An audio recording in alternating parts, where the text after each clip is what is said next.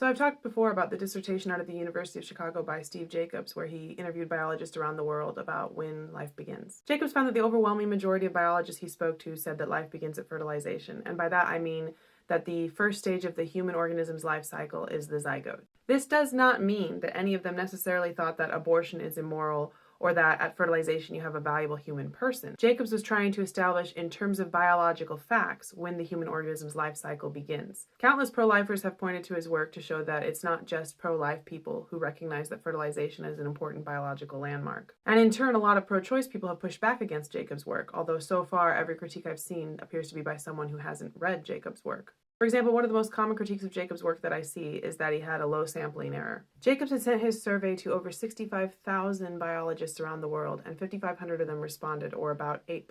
But the percentage of respondents alone does not tell you whether you have a sampling error. A low response rate is a problem if it results in selection bias, meaning that the people who respond to you don't accurately represent the group you're trying to understand. So for example, if Jacobs had surveyed 65,000 biologists and only the most pro-life biologists responded, it would undermine his results.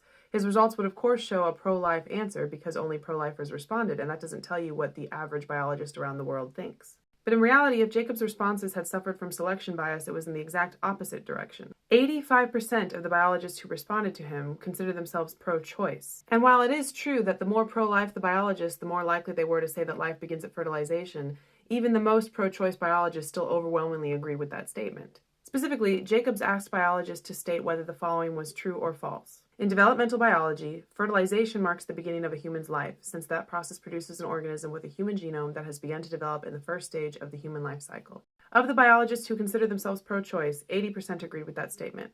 Of the biologists who consider themselves very pro-choice, 69% agreed. Jacobs also asked the biologists an open-ended question which simply said, from a biological perspective, how would you answer the question, when does a human's life begin? The very pro-choice biologists were more likely than other groups to claim a human's life begins biologically at birth, but that was still the minority view.